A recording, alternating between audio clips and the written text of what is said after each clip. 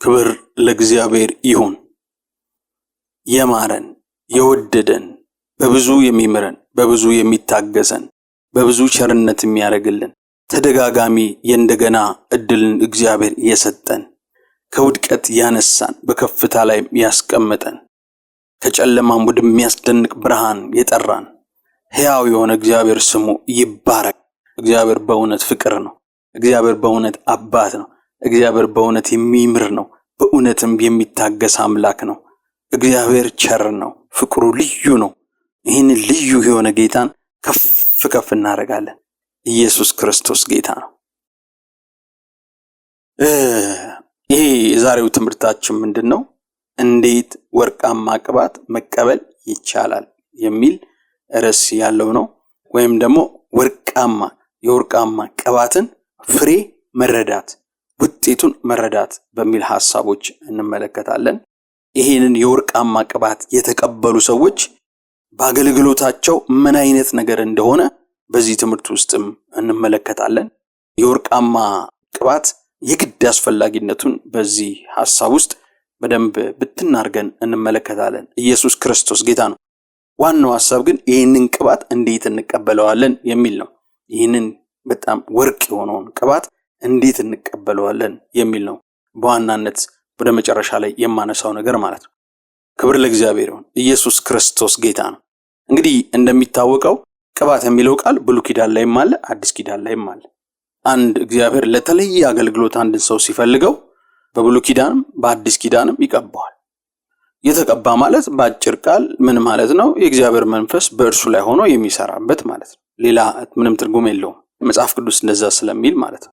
እናንተ ከቅዱሱ ቅባት ተቀብላችኋል፣ ሁሉን ታውቃላችሁ፣ ማንም ሊያስተምራችሁ አያስፈልግም ብሎ ይናገራል። መጽሐፍ ቅዱስ ሲናገር የጌታ የእግዚአብሔር መንፈስ በእኔ ላይ ነው፣ ለድሆች ወንጌልን እሰብክ ዘንድ እግዚአብሔር ቀብቶኛል፣ ለድሆች የምስራችን እናገር ዘንድ ቀብቶኛል ብሎ ኢሳይያስ ምዕራፍ 66 ላይ እንደገናም ደግሞ የሉቃስ ወንጌል ምዕራፍ 4 ላይ ጌታ ኢየሱስ ክርስቶስ እንዴት እንደተቀባ ይናገራልና በዚህ ክፍሉ ሲናገር ምንድነው ያለው? የተቀባ ማለት የእግዚአብሔር መንፈስ ያለበት ማለት ነው። ትርጉሙን ይነግረናል ይሄ ክፍል። የጌታ የእግዚአብሔር መንፈስ በእኔ ላይ ነው፣ ለድሆች ወንጌልን እሰብክ ዘንድ እግዚአብሔር ቀብቶ ልኮኛል። የተቀባ ማለት የእግዚአብሔር መንፈስ በእሱ ላይ ሆኖ የሚሰራበት ማለት ነው። እግዚአብሔር ትልቅ እድል ሰጥቶናል። በአዲስ ኪዳን ሁሉም አማኝ ተቀብቷል። ብሉይ ኪዳን ላይ በጣት የሚቆጠሩ ሰዎችን ነው የሚቀባው። ብዙ ጊዜ ወይ ካህን መሆን አለበት ለመቀባት፣ ወይ ንጉስ መሆን አለበት፣ ወይ ነብይ መሆን አለበት። ከዚህ ውጭ ለሌላ ቅባቱን እግዚአብሔር አያፈስም። አንዳንድ ጊዜ ደግሞ በተዋጊነት እንዲዋጉና ህዝቡን ነፃ እንዲያወጡ የሚጠራቸውንም ሰዎች እንደዛው ይቀባቸዋል። ከነዚህ ከአራት ሰዎች ውጪ ብሉይ ኪዳን ላይ የእግዚአብሔር መንፈስ የእግዚአብሔር ቅባት በሁሉም ህዝብ ላይ አይወርድም። እግዚአብሔር ይባረክ። በአዲስ ኪዳን ዘመን ላይ እግዚአብሔር እንድንወለድ ስላደረገና በክርስቶስ ይህንን ወግና ማድረግ ያሳየን ጌታ ስሙ ይባረክ። በአዲስ ኪዳን ሁሉም አማኝ ተቀብቷል። በክርስቶስ ያመነ ሁሉ ተቀብቷል። መጽሐፍ ቅዱስ ሁለተኛ ቆሮንቶስ ምዕራፍ 1 ቁጥር 21 ላይ ሲናገር በክርስቶስ ከእናንተ ጋር የሚያጸናንና የቀባን እግዚአብሔር ነው፣ ደግሞ ያተመን የመንፈሱን መያዣ በልባችን የሰጠን እርሱ ነው ብሎ ይናገራል። በክርስቶስ ከእናንተ ጋር የሚያጸናንና የቀባን እግዚአብሔር ነው ብሎ ይናገራል። እና ይሄ ቃል በአዲስ ኪዳን ያለ አማኝ ጳውሎስ እሱንና ለቆሮንቶስ ቤተክርስቲያን እርሱንና በክርስቶስ ላመኑት ሁሉ ነው ይህን መልእክት ያስተላለፈው። ሁለታችንንም የሚያጸናን እግዚአብሔር ነው፣ የቀባንም ደግሞ እሱ እግዚአብሔር ነው። የሚያጸናን እሱ አስቀድሞ የቀባን እግዚአብሔር ነው እያለ ይናገራል። ክብር ለእግዚአብሔር ይሁን። እንደገናም አንደኛ ዮሐንስ ላይ እናንተ ከቅዱሱ ቅባት ተቀብላችኋል፣ ሁሉን ታውቃላችሁ፣ ማንም ሊያስተምራችሁ አያስፈልግም ብሎ ሐዋርያው ዮሐንስ መልእክት ለጻፈላቸው ሰዎች የተቀቡ እንደሆኑ የእግዚአብሔር መንፈስ እንዳለባቸው በእግዚአብሔር መንፈስ እየተረዱ እውነቱን ከውሸት እንደሚለዩ በዚህ ክፍል ላይ በመናገር እግረ መንገዱን የአዲስ ኪዳን አማኝ እንደተቀባይ ይናገራል። የተቀባ ማለት የጌታ መንፈስ በእርሱ ላይ የሚኖር ነው። እኛ ደግሞ የእግዚአብሔር መንፈስ ለዘላለም ከኛ ጋር እንዲኖር ለዘላለም የተቀባንን በመንፈስ ቅዱስ ማለት ነው። ክብር ለእግዚአብሔር ይሁን። ኢየሱስ ክርስቶስ ጌታ ነው። ግን ታዲያ ምንም እግዚአብሔር ቅባት ቢቀባን በአዲስ ኪዳን ራሱን ግን በእኛ ውስጥ ገልጦ ስራውን የሚሰራበት ሌቭል አለው፣ ደረጃ አለው፣ የመገለጡ ደረጃ አለው። ምንም ሁሉም ቢቀባም መቼም ቢሆን ምዕመን ከአገልጋይ እኩል አይደለም። እግዚአብሔር በደረጃ ለይቷቸው፣ በቅባት ደረጃ፣ በሌላ አባባል እግዚአብሔር በእነሱ ውስጥ በሚገልጥበት የመገለጡን ደረጃ በመለያየት እንደሱ አድርጓል። መጽሐፍ ቅዱስ እንደሱ ብሎ አይደለም የሚናገረው። ማቴዎስ ምዕራፍ 25 ላይ ሲናገር ለአንዱም 5 መክሊት ሰጠ፣ ለአንዱም 2 መክሊት ሰጠ፣ ለአንዱም 1 መክሊት ሰጠ ይላል። ይሄ ደረጃ ነው የሚያሳየው። እግዚአብሔር በሚሰጠው ልክ ነው ሰዎች በአገልግሎታቸው በህይወታቸው የሚመጣው ፍሬ ተጽዕኖ የትኛውም ነገር በተቀቡበት ልክ ነው የሚሆነው ማለት ነው። ያው ምንም ጥያቄ የለውም። ትንሽዬ ቅባት ብዙ ጊዜ ትንሽ ውጤት ነው የሚያመጣው፣ ትልቅ ቅባት ደግሞ ትልቅ ውጤት ነው የሚያመጣው። እና ከቅባቶች እጅግ የሚበልጠው ትልቁ ቅባት፣ በጣም ትልቁ ቅባት ወርቃማ ቅባት የሚባለው ቅባት ነው። የዚህ ቅባት የወርቃማ ቅባት ቃል የተጠቀሰው ብሉይ ኪዳን ላይ ነው። ግን የሚገርመው በሚገርም ሁኔታ ከአዲስ ኪዳን ጋር ይገናኛልና እንዴት እንደተገናኘ እነግራችኋለሁ። እና ስለ ቅባቱ ምንነት መጽሐፍ ቅዱስ ምን እንደሚልና ምን እንደሚሰራ ከዘካርያስ ምዕራፍ 4 ላይ መጽሐፍ ቅዱስን ከፍተን እንመለከታለን። እንደዚህ ይላል ዘካርያስ ምዕራፍ 4 ከቁጥር 1 ጀምሮ ባነበው ደስ ይለኛል። እንደዚህ ይላል። ከኔም ጋር ይነጋገር የነበረው መልአክ ተመልሶ ከእንቅልፍ እንደሚነቃ ሰው አነቃኝ። እርሱም የምታየው ምንድነው አለኝ። እኔም ሁለንተናው ወርቅ የሆነ መቅረዝ አየሁ። የዘይትም ማሰሮ በራሱ ላይ ነበረ፣ 7 መብራቶች ነበሩበት። በራሱም ላይም ለነበረው መብራቶች 7 ቧንቧዎች ነበሯቸው። 2 የወይራ ዛፎችም አንዱ በማሰሮ በስተቀኝ አንዱም በስተግራ ሆኖ ባጠገቡ ነበሩ አሉ። ከኔም ጋር ይነጋገር ለነበረው መልአክ መልሼ ጌታ ሆይ እነዚህ ምንድናቸው አልሁት። ከኔም ጋር ይነጋገር የነበረው መልአክ መልሶ እነዚህ ምን እንደሆኑ አታውቅምን አለኝ። እኔም ጌታ ሆይ አላውቅም አልኩት። መልሶም ለዘሩባቤል የተባለው የእግዚአብሔር ቃል ይህ ነው፣ በመንፈሴ እንጂ በኃይልና በብርታት አይደለም ይላል የሰራዊት ጌታ እግዚአብሔር። ታላቅ ተራራ ሆይ አንተ ምንድነህ? በዘሩባቤል ፊት ደልዳላ ሜዳ ትሆናለህ። ሰዎች ሞገስ ሞገስ ይሁንለት ብለው እየጮሁ እርሱም መደምደሚያውን ድንጋይ ያወጣል ብሎ ተናገረኝ። የእግዚአብሔርም ቃል ወደ እኔ እንዲህ ሲል መጣ። የዘሩባቤል እጆች ይህንን ቤት መሰረቱ፣ የእርሱም እጆች ይፈጽሙታል። የሰራዊት ጌታ እግዚአብሔር ወደ እናንተ እንደላከኝ ታውቃላችሁ። የጥቂቱን ነገር ቀን የናቀ ማን ነው? እነዚህ 7ቱ ደስ ብሏቸው በዘሩባቤል እጅ ቱንቢውን ያያሉ። እነዚህም በምድር ሁሉ የሚዞሩ የእግዚአብሔር ዓይኖች ናቸው።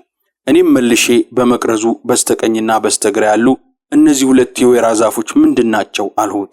ሁለተኛውን መልሼ በሁለቱ የወርቅ ቧንቧዎች አጠገብ ሆነው የወርቁን ዘይት የሚያፈሱ እነዚህ 2 የወይራ ቅርንጫፎች ምንድናቸው አልኩት። እርሱም መልሶ እነዚህ ምን እንደሆኑ አታውቅምን አለኝ። እኔም ጌታ ሆይ አላውቅም አልኩት። እርሱም በምድር ሁሉ ጌታ አጠገብ የቆሙት 2ቱ የተቀቡት እነዚህ ናቸው አለኝ። ቁጥር 14ን ደግመዋለሁ። በምድር ሁሉ ጌታ አጠገብ የቆሙት 2ቱ የተቀቡት እነዚህ ናቸው አለኝ ይላል። ክብር ለእግዚአብሔር ይሁን። ኢየሱስ ክርስቶስ ጌታ ነው። መልአኩ ያሳየው ራእይ ምንድነው? 2 የወይራ ዛፍን ያሳየው ቆሞ 2ቱ የወይራ ዛፎች የወርቅ ዘይት ሲያፈልቁ፣ ከዛ ደግሞ ያ የፈለቀውን ዘይት በቧንቧ አማካኝነት ወደ አንድ መሰሮ ሲከቱት፣ ከማሰሮ ደግሞ ከ7 ብርሃን ከሚሰጥ መቅረዝ ጋር ተገናኝቶ ዘይቱን በዛ ውስጥ እያሳለፈ በዘይቱ አማካኝነት 7ቱ መቅረዞች ያለማቋረጥ ሲበሩ ነው ዘካርያስ ይሄንን ራእይ የተመለከተው። ካየ በኋላ ግን ትርጉሙ አልገባውም። ምንድነው ይሄ ብሎ ሲጠይቀው መልአኩ ያለው ነገር ምንድነው? ለዘሩባቤል የተባለው የእግዚአብሔር ቃል ይህ ነው፣ በመንፈሴ እንጂ በኃይልና በብርታት አይደለም ይላል የሰራዊት ጌታ እግዚአብሔር። በመንፈሴ እንጂ በኃይልና በብርታት አይደለም ይላል የሰራዊት ጌታ እግዚአብሔር ብሎ ነው የመለሰለት ማለት ነውና ይሄ ቅባት ማለት ምን ማለት ነው? ስለ መንፈስ ቅዱስ ነው የሚያወራው። የኔን ትልቁን ስራ ልሰራ ዘካርያስ ያው ቤተ መቅደሱን ለመስራት ነው የተነሱትኝና ዘካርያስ ይህንን ቤተ መቅደስ ለመስራት በተነሱበት ጊዜ ትልቅ ስራ ነው፣ በጣም ትልቅ ስራ ነው። ይህ ስራ እስራኤል እግዚአብሔርን እንዲያመልክ እግዚአብሔር ባድራሻ የሚቀመጥበትና የሚመለክበት ትልቅ ነገር ለመስራት ነው፣ ለማደስ ነው። እነዚህ ዘሩባቤል ዘካርያስና ግሩፑ የተነሱት ማለት ነው። ከእርሱ ጋር የነበሩት ካህኑ ኢያሱ፣ ሌሎችም የተነሱት ይህን ቤተ መቅደስ ለመስራት ነው። ይሄ እግዚአብሔር ስራ፣ ይሄ እግዚአብሔር ትልቅ ስራ የሚሰራው በመንፈስ እንጂ በብርታት አይደለም፣ በመንፈስ ቅዱስ ኃይል ነው የሚሰራው። በእግዚአብሔር መንፈስ ነው የሚሰራው። የእግዚአብሔር ነገር ከእርሱ በእርሱ ለእርሱ ነው የሚሰራው የሚለውን ነገር ነው ያስገነዘበው። ይኸውላችሁ የጌታን ስራ ልትሰሩ ስትነሱ የትኛውም የጌታ ስራ የሚሰራው በመንፈስ ቅዱስ። ራእይ ልትቀበሉ ትችላላችሁ። የጌታን የማገልገል ከፍተኛ የልብ የመቃጠል ፍላጎት ያላችሁ ልትሆኑ ትችላላችሁ። ከዚያም አልፋችሁ ስራውን በእግዚአብሔር ቤት ውስጥ አነሰም ማደገም እያገለገላችሁ ሊሆን ይችላል። ምንም ይሁን ግን ምንም በአዲስ ኪዳን የእግዚአብሔር ስራ የሚሰራው ከእርሱ በእርሱ ለእርሱ ነው። ራእዩን ከእርሱ ልትቀበሉ ትችላላችሁ። የስራውን የአገልግሎቱን የትኛውም በምድር ላይ እግዚአብሔር እንድትፈጽሙ የሰጣችሁን ሐሳቡን ከእግዚአብሔር ልትቀበሉ ትችላላችሁ።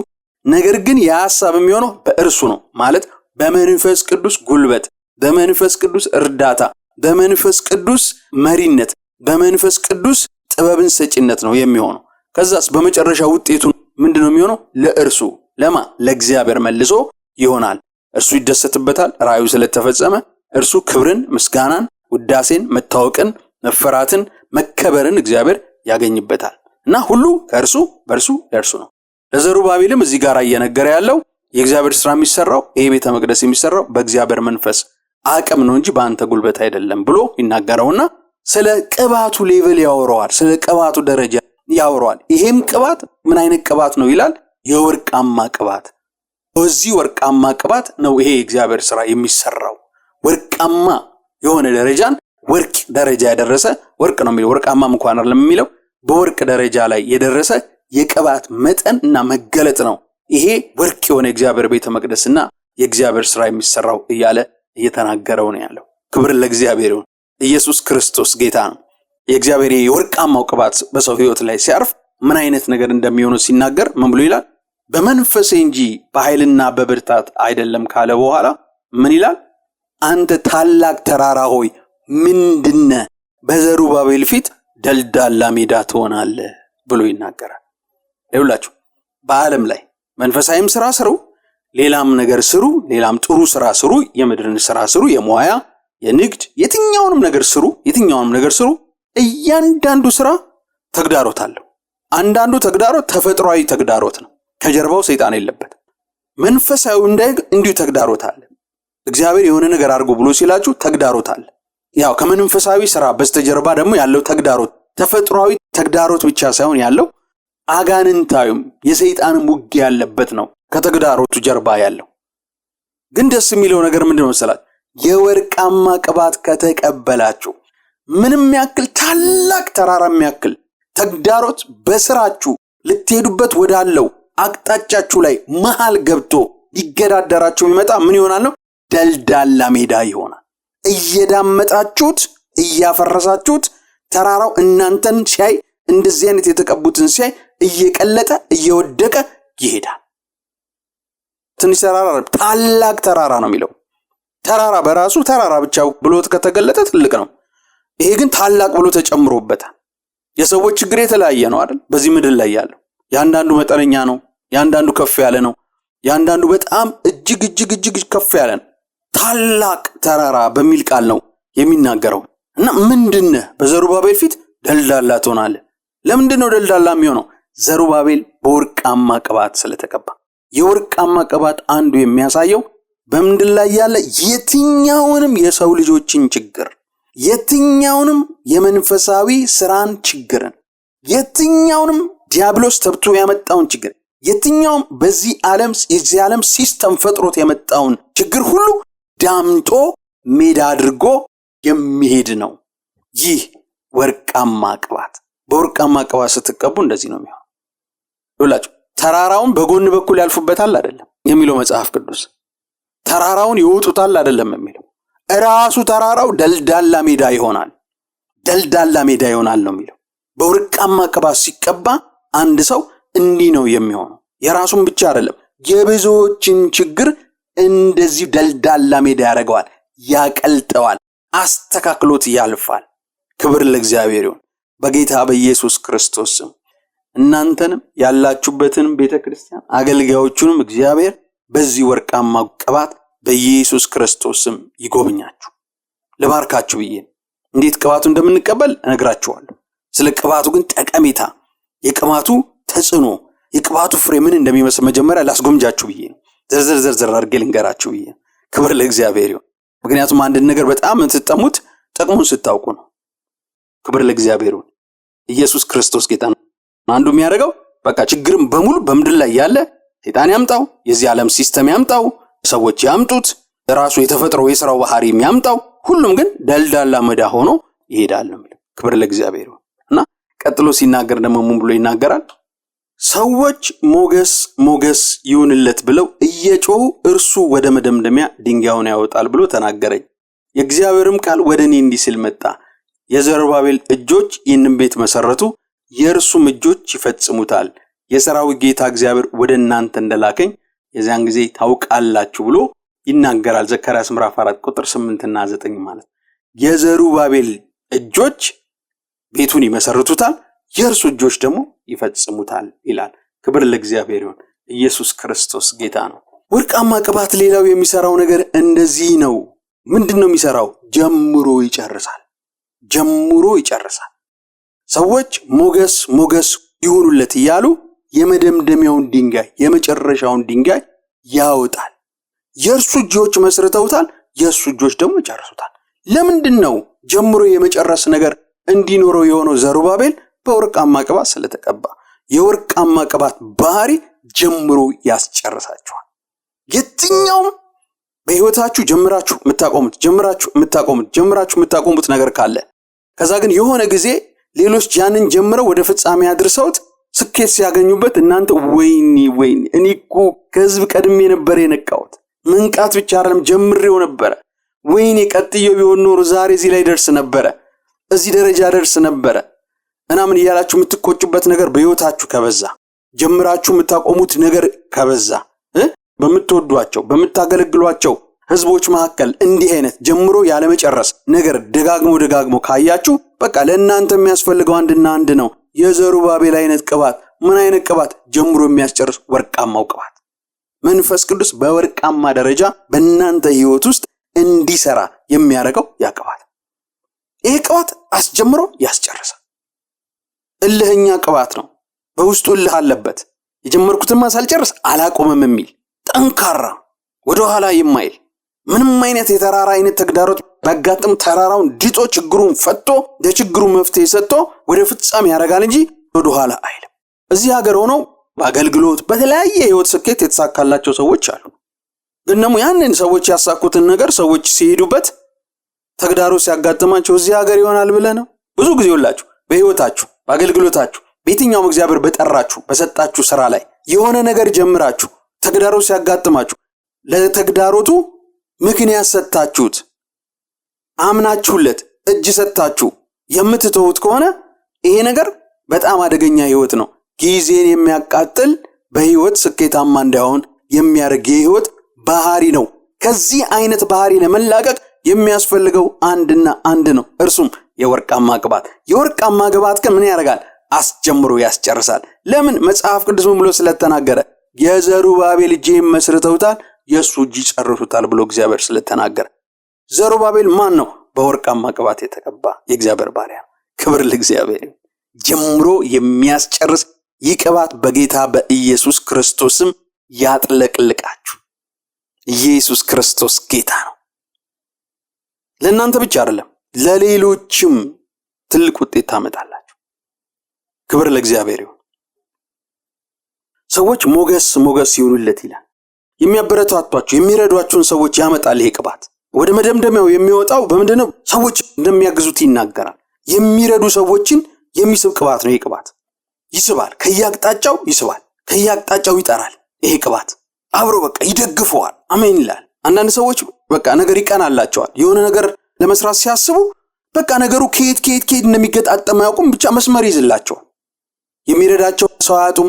ፋይናንስ የሚያግዛቸው አያጡም። መንፈሳዊ ስራ ሊሆን ይችላል፣ ሌላም ስራ ሊሆን ይችላል። ነገር ቅንትንት ይላቸዋል። በቃ ይሄ የወርቃማው ቅባት አንዱ ባህሪ ነው። በርታ፣ ቀጥል፣ እኛ አብረንን ያለነው እንረዳለን እያሉ የሚያጅቡት የሚያግዙት የሚያሰናክሉት ሳይሆን ተስፋ የሚያስቆርጡት ሳይሆን ይሆናል ብለ ነው ምናምን ብለው ነገሩን የሚያስጥሉት ሳይሆን ወይም በመቀኝነት ምናምን አይሆንም የሚል ሐሳብ በደንብ አድርገው አበክረው የሚናገሩ ሳይሆኑ በዙሪያው የሚሰበሰቡት የሚረዱት ሞገስ ሞገስ ሞገስ ይሁንለት የሚሉ ሰዎች በዙሪያው ይሰበሰባሉ። ለዘሩባቤል እንደዚህ ነው የሆነው። በዙሪያው ሰዎች ተሰበሰቡ። ሞገስ ሞገስ ይሁንለት፣ ይሳካለት፣ ይከናወንለት፣ እናግዘዋል፣ እንረዳለን ብለው ወደ መደምደሚያው ነገሩ እንዲያመጣ አደረጉት። እንዲያደርጉት ያደረገው ምንድነው? ዘሩባቤል ከዚህ በፊት እንደዚህ አይነት ህይወት እንዳለው አይናገርም መጽሐፍ ቅዱስ። ዘሩባቤል እንዲህ አይነት ህይወት የሆነው የወርቃማው ቅባት በመንፈስ እንጂ በኃይልና በብርታት አይደለም የሚለው ቃል ከተነገረለት በኋላ የወርቃማው ቅባት በእርሱ ላይ ከመጣለት በኋላ ነው ይህ ነገር ይሆንለታል የተባለው ማለት ነው። የወርቃማው ቅባት ሶስተኛ በህይወታችሁ ውስጥ የሚያመጣው አንዱ ነገር ምንድነው? የሚያግዛችሁ፣ የሚያሰናክላችሁ ሳይሆን የሚረዳችሁ፣ ተስፋ የሚያስቆርጣችሁ ሳይሆን የሚያበረታታችሁን ሰዎች ከግራ ከቀኝ ከሰሜን ከደቡብ ስክትክትክት አድርጎ ያመጣል። እግዚአብሔር በወርቃማው ቅባት በእናንተ ላይ ሲሰራ ማለት ነው። ኢየሱስ ክርስቶስ ጌታ ነው። ይኸውላችሁ ወርቅ በዓለም ላይ ዛሬም ባለችው በዘመናዊ ዓለምም ወርቅ የሚባለው ነገር የመጀመሪያ ደረጃ ማለት ነው። በዓለም ላይ በሚደረጉ የትኞቹን ሽልማቶች ላይ በወርቅ ደረጃ አንድ ሰው ከተሸለመ አንደኛ ነው ማለት ነው። በአትሌቲክስ በሉልኝ፣ በስራውም አካባቢ በወርቅ ደረጃ ፕላቲኒየም ምናምን የሚባሉ የደረጃ መገለጫዎች ናቸውና የትም ዓለም ላይ በአንድ የሚያስማማ አንድ ደረጃ አለ። የአንደኛ ደረጃ እርሱም የወርቅ ደረጃ፣ የወርቅ ተሸላሚ ነው ይባላል። አንደኛ ነው ማለት ነው። ክብር ለእግዚአብሔር ይሁን። ኢየሱስ ክርስቶስ ጌታ ነው። ይኸውላችሁ ወርቃማ ቅባት በአንድ ሰው ላይ ሲመጣ፣ እግዚአብሔር በአንድ አገልጋይ ላይ ሲያመጣ፣ በአንድ ቤተ ክርስቲያን ላይ ሲያመጣ፣ በአንድ ቤተሰብ ላይ ሲያመጣ፣ በአንድ ሰው ላይ ሲያመጣ በሚያረጉት በየትኛውም ክንውን ላይ እግዚአብሔር አንደኛ ደረጃ ነው የሚሰጣቸው። የአንደኛ ደረጃ ስራ ነው የሚሰሩት። የአንደኛ ደረጃ ውጤት ነው የሚያመጡት። የአንደኛ ደረጃ ሽልማት ነው የሚያገኙት። 5 መክሊት እንደተባለው ማለት ነው በአዲስ ኪዳን። ትልቁ ወይም ደግሞ በሐዋርያት ላይ ታላቅ የእግዚአብሔር ጸጋ ነበረባቸው እንደሚለው ማለት ነው። ወይም ለጌታ ኢየሱስ ክርስቶስ ስፍር ቁጥር በሌለው ቅባት እንደተቀባ ሲናገር እግዚአብሔር የላከው እግዚአብሔርን ቃል ይናገራል፣ እግዚአብሔር መንፈሱን ሰፍሮ አይሰጥምና በተባለው ቃል መሰረት ማለት ነው። ዮሐንስ ወንጌል ምዕራፍ 3 ላይ ስለ ጌታ ኢየሱስ ሲናገር ስፍር የሌለው ታላቅ ቅባት፣ የወርቅ ቅባት የሚባለው ይሄ ቅባት ማለት ነው።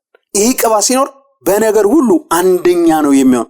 ከፍ ብሎ የሚታይ ስራ ነው በእግዚአብሔር በህይወታችሁ፣ በኑሯችሁ፣ በአገልግሎታችሁ፣ በተጠራችሁበትና በዚህ ምድር በተሰጣችሁ በየትኛውም ስራ ላይ እግዚአብሔር እንዲህ ነው የሚያደርገው።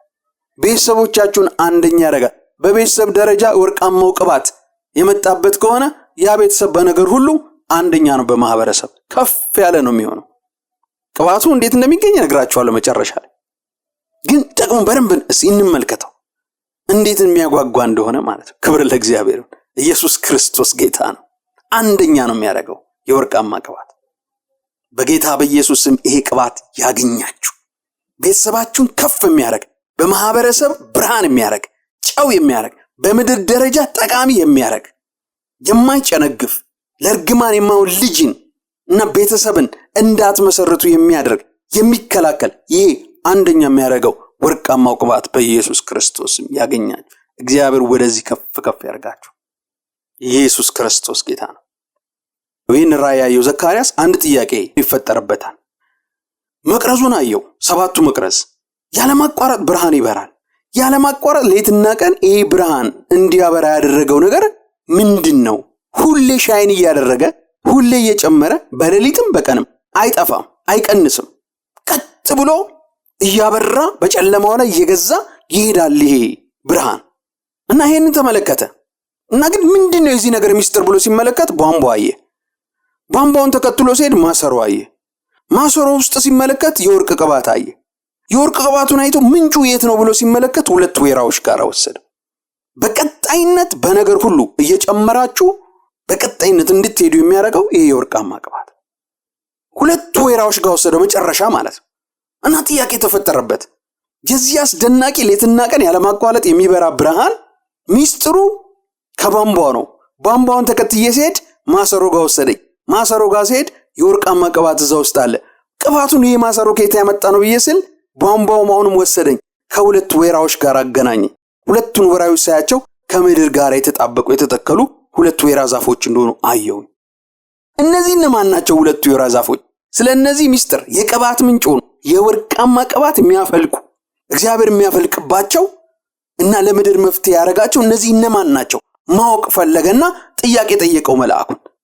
እነዚህ ሁለቱ የወርቅ ቅባት የሚያፈሱ እነማን ናቸው እስቲ ንገረኝ ብሎ መልአኩን ጠየቀው። እንደዚህ ይላል ቃሉ፣ ላንብበው።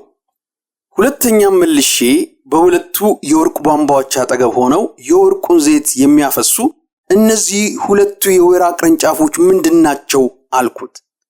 እርሱም መልሶ እነዚህ ምን እንደሆኑ አታውቅምን አለኝ። እኔም ጌታ ሆይ አላውቅም አልኩት። እርሱም በምድር ሁሉ ጌታ አጠገብ የቆሙት ሁለቱ የተቀቡት እነዚህ ናቸው አለኝ። በምድር ሁሉ ጌታ አጠገብ የቆሙት ሁለቱ የተቀቡት እነዚህ ናቸው አለኝ። ዘካርያስ ምዕራፍ 4 ቁጥር 14 የመጨረሻው ቁጥር ላይ ማለት ነው።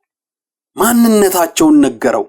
እነዚህ ሁለት የተቀቡ ናቸው አለ። እነዚህ ወይራዎች እንደገና በምድር ጌታ አጠገብ የሚቆሙ ናቸው አለ። ክብር ለእግዚአብሔር ይሁን። ኢየሱስ ክርስቶስ ጌታ ነው። በምድር ጌታ ፊት የተቀቡ ናቸው እነዚህ ሁለቱ አለ። እነዚህ ሰዎች ናቸው። እግዚአብሔር የቀባቸው ሁለት ሰዎች ናቸው። መጽሐፍ ቅዱስ ላይ ያሉ ሰዎች ናቸው። እነዚህ ወይራ የተባሉትና ሁለቱ የተቀቡ የተባሉት ማለት ማን እንደሆኑ አዲስ ኪዳን ነው የሚያብራራል። እነዚህ ሁለቱ ሰዎች ማለት በምድር ጌታ ፊት የሚቆሙ እነዚህ ማን እንደሆኑ የሚገልጥልን አዲስ ኪዳን ላይ ነው። ይህንም ክፍል የሚያብራራልን እነማን እንደሆኑ የሚገልጥልን ዮሐንስ ራዕይ ምዕራፍ 11 ላይ ነው። ዮሐንስ ራዕይ ምዕራፍ 11 እንደዚህ ይላል። ከቁጥር 3 ጀምሬ ላንብበው። እንደዚህ ይላል። ሁለቱ ምስክሮቼ ማቅ ለብሰው 1260 ቀን ትንቢትን ሊናገሩ እሰጣለሁ። እነዚህ በምድር ጌታ ፊት የሚቆሙ ሁለቱ ወይራዎችና ሁለቱ መቅረዞች ናቸው። ማንም ሊጎዳቸው ቢወድ እሳት ካፋቸው ይወጣል፣ ጠላቶቻቸውንም ይበላል። ማንም ሊጎዳቸው ቢወድ እንዲሁ ሊገደል ይገባዋል። እነዚህ ትንቢትን በሚናገሩበት ወራት ዝናብ እንዳይዘንብ ሰማይን ሊዘጉ ስልጣን አላቸው። ውኆችን ወደ ደም ሊለውጡ በሚፈልጉበትም ጊዜ ሁሉ በመቅሰፍት ሁሉ ምድርን ሊመቱ ስልጣን አላቸው። ምስክራቸውንም ከፈጸሙ በኋላ ከጥልቁ የሚወጣ አውሬ ይወጋቸዋል፣ ያሸንፋቸውማል፣ ይገላቸውማል። በድናቸውም በታላቂቱ ከተማም አደባባይ ይተኛል። እርሷም በመንፈሳዊ ምሳሌ ሰዶምና ግብጽ የተባለች ደግሞ ጌታችን የተሰቀለባት ናት። ከወገኖችና ከነገዶችም ከቋንቋዎችም ከአሕዛብ የሚሆኑ ሰዎች 3 ቀን ተኩል በድናቸውን ይመለከታሉ። በድናቸውም ወደ መቃብር ሊገባ አይፈቅዱም።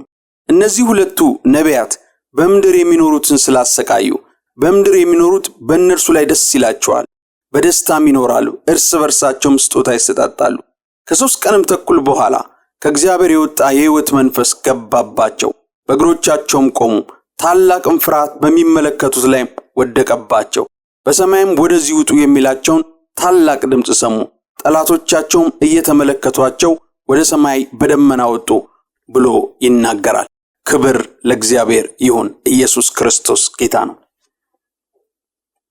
እነዚህን ሁለት ሰዎች ሲጠራቸው በምን ስም የጠራቸው? ሁለቱ ምስክሮቼ፣ ሁለቱ ወይራዎች፣ ሁለቱ መቅረዞች፣ ሁለቱ ነቢያቶች ብሎ በአራት ስሞች ይጠራቸዋል። እዚህ ክፍል ላይ አሁን ባነበብነው ክፍል ላይ እነዚህን ሰዎች መጽሐፍ ቅዱስ ምን ብሎ ነው የሚጠራቸው? ሁለቱ ምስክሮቼ፣ ሁለቱ መቅረዞች፣ ሁለቱ ወይራዎች፣ ሁለቱ ነቢያቶች ብሎ በአራት ስም ይጠራቸዋል። እነዚህን ሁለት ሰዎች ማለት እነዚህ ሰዎች እግዚአብሔር መቼ ነው የሚያስነሳቸው መሰላችሁ? የሚያስነሳቸው በወርቃማ ቅባት እንደሆነ ላስረዳችሁ ነው እነሱን ያነሳሁት። እነዚህ ሰዎች መቼ መሰላችሁ የሚነሱት? ጌታችን ኢየሱስ ክርስቶስ መጥቶ ቤተክርስቲያንን ነጥቋት ከወሰደ በኋላ 7 ዓመት በምድር ላይ አውሬው ሲገዛ ታላቅ መከራ ይሆናል በምድር ላይ። በዚህ 7 ዓመት ውስጥ አውሬው ሐሰተኛው ክርስቶስና ዘንዶው ምድርን ይገዛሉ። 666 የተባለው አውሬ በዚያን ጊዜ ይነግሳል ራሱን እንደ አምላክ አድርጎ። ታዲያ 3 ዓመት ተኩል በነጻነት ሐሰተኛው ክርስቶስ አውሬውና ዘንዶ በዚህ ምድር ላይ እንደ አምላክ አክት ካደረጉ በኋላ በመሃል ላይ እግዚአብሔር 2 አገልጋዮችን ያስነሳል። እነዚህ አገልጋዮች በወይራ ቅባት በወርቃማ ቅባት የሚነሱ አገልጋዮች ናቸው። እነዚህ አገልጋዮች የመጽሐፍ ቅዱስ ማጣቀሻም እንደዛ ነው የሚጠቁመው እነማን እንደሆኑ እና እነዚህ ሁለቱ ነቢያቶች፣ ሁለቱ ሰዎች፣ ሁለቱ ወይራ የተባሉት፣ ሁለቱ መቅረዝ የተባሉት፣ ሁለቱ ምስክሮች የተባሉ ሰዎች እነማን እንደሆነ መጽሐፍ ቅዱስ እዚሁ ክፍል ላይ ሲጠቅስ ምን ብሎ ይናገራል? አንደኛው ነብዩ ሙሴ እንደሆነ ሲናገር፣ ውሃዎችን ሁሉ ወደ ደም ለመለወጥ ቢፈልጉ እነዚህ ሁለት ሰዎች በፈለጉ ጊዜ የምድርን ውሃ ወደ ደምነት ይቀይራል ይላል። ከሁለት አንዱ። አንደኛው ደግሞ ዝናብ አይዝነብ ብሎ ሲናገር ሰማይ ዝናብ አይስጥ ብሎ ትንቢት ሲናገር ይሆናል ብሎ ይናገራል። ያው እነዚህ ሰዎች መጽሐፍ ቅዱስ የሚያጣቀሰው ከኤልያስና ከሙሴ ጋር ነው። ውሃውን ወደ ደም የለወጠው ነብዩ ሙሴ ነው። እንደገና ደግሞ ዝናብ እንዳይዘንብ ጸልዮ ሰማያትን ያዘጋው ኤልያስ ነው። እነዚህ ሰዎች ራሳቸው ለጌታ ለኢየሱስ ክርስቶስ በሞቱ ጊዜ የተገለጡት ሁለቱ ወደ ምድር እግዚአብሔር ይላካቸው ወይ ደግሞ ከምድር በእነሱ መንፈስ ሰዎችን ያስነሳ አላውቅም።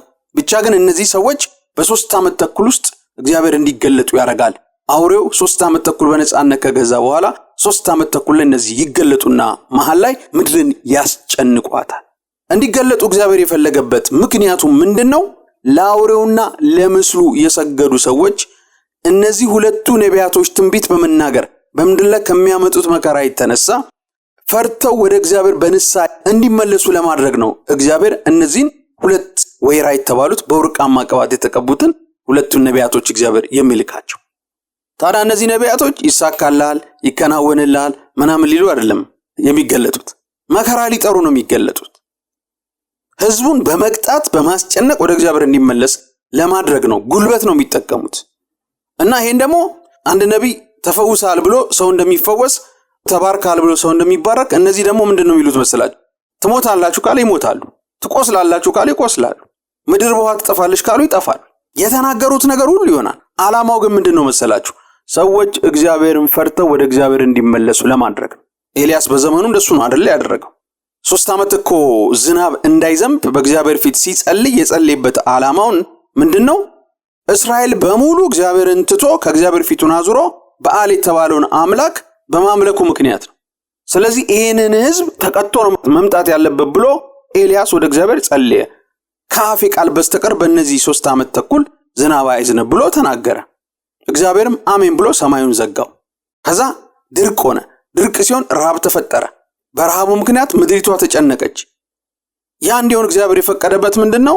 ቅጣቱን ፈርተው ወደ እግዚአብሔር እንዲመጡ ለማድረግ ነው። ኤልያስን ያን የሰማበት ምክንያት ማለት ልክ በዛ ፎርማት ነው። በዚህ በ7 ዓመቱ መከራ መካከል ላይ ተገልጠው ምድር ላይ የሚያደርጉት። ያኔ ደግሞ ከምድር ጫፍ እስከ ምድር ጫፍ ነው ይሄንን ነገር የሚያደርጉት። ዝናብ አይዝነብ በዚህ ዓመት ብለው ከተነበዩ ይሆናል። ምድር ሁሉ በድርቅ ትመታለች። ውሃዎች ሁሉ በዓለም ላይ ያሉ ውሃዎች ሁሉ ወደ ደም ይለወጡ ብለው ከተናገሩ ይሆናል። ማንም ጫፋቸውን አይነካም። እነሱ ሊጎዳ የሚመጣ ካለ ሰራዊት ይሁን፣ ታንክ ያሰለፈ፣ ሚሳኤል የተሸከመ ይሁን፣ ምንም አይነት ጦር መሳሪያ ያለ ሰራዊት ይምጣ፣ እነሱ ከሰማይ እሳት ወርዶ ይብላው ካሉ፣ ከሰማይ በሚወርድ የእሳት ድንጋይ ይመቱ ካሉ ድምጥማጣቸው ነው የሚጠፋው። ሰማይም አሜን ብሎ ይልካል የሰማዩን ሚሳኤል ከነዚህ ሁለት ነቢያቶች ጀርባ ሆኖ፣ ከነዚህ ሁለት ወይራዎች ጀርባ ሆኖ ማለት ማንም ሊጎዳቸው አይችልም። እና ምን ያደርጋሉ መሰለህ? የአውሬውን መንግስት አምላክ ነኝ ከኔ በቀር ማንም የለም ብሎ ራሱን እንደ አምላክ አድርጎ በዓለም ላይ የሰለጠነው አምላክ እንዳልሆነ እነሱን እንኳን መከላከል የማይችል ተራ እንደሆነ ለማሳየት ነው እግዚአብሔር ይህን የሚያደርገው። እና በዚህ ምክንያት ከአቅሜ በላይ ነው ይላል አውሬው። ሐሰተኛው ክርስቶስና ዘንዱ ከአቅማችን በላይ ነው ይላል፣ ከስልጣናችን በላይ ነው ይላል። እና ምድርን ያስጨንቃሉ። 3 ዓመት ቸኩል ያስጨንቃሉ። የሚገርመው ግን ምድር በሙሉ በዛን ሰዓት በክፉ የተያዘ ስለሆነ ይሄንን አይተው ዝም ብሎ አይደለም እነዚህ ሰዎች መከራ የሚያመጡት። ንስሐ ግቡ እያሉ ነው፣ ትንቢት እየተናገሩ ነው፣ ወደ እግዚአብሔር እንዲመለሱ ሰዎችን እየተናገሩ ነው። ግን ምድር በሙሉ በክፉ ስለተያዘ፣ አትሞስፌሩ ጠቅላላ በክፉ የተያዘ ስለሆነ፣ የጌታ ሕልውና የሌለበት ዘመን ስለሆነ ምንድነው የሚሆነው? እነዚህን ይቃወማቸዋል፣ ይጠላቸዋል እንጂ ሐሳባቸውን አይቀበልም። በኋላ ልክ ጊዜው ሲያልቅ ሩጫቸውን ሲጨርሱ ከጥልቁ የወጣ አንድ አውሬ ይገላቸዋል። ከዛ ሲሞቱ መቀጣጫ ይሁን ተብሎ በደናቸውን አያነሱት።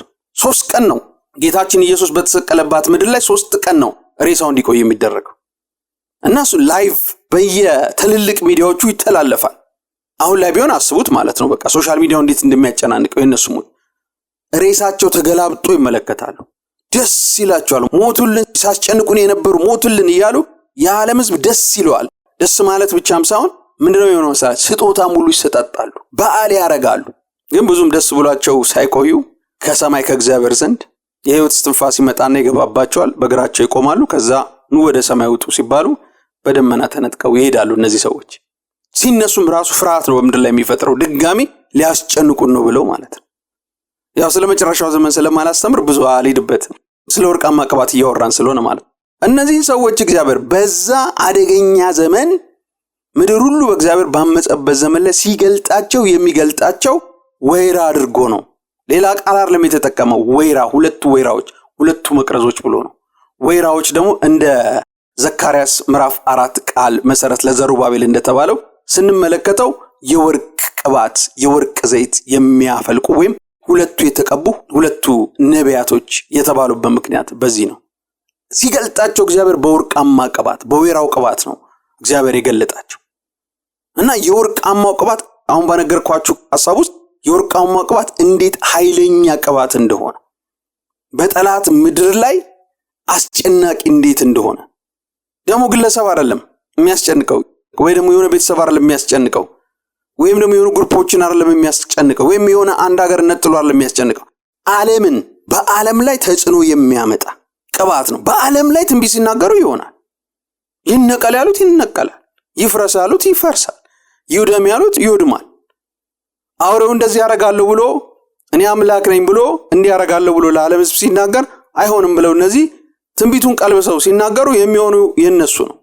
ምድር ግን ይበሳጭባቸዋል እንደዚህ በማድረጋቸው። አውሬውም በቃ አቅም እንደሌለው ከነዚህ ከሁለቱ ሰዎች እንኳን በላይ ሊሆን እንደማይችል እግዚአብሔር ሊያሳፍረው ፈልጎ ነው።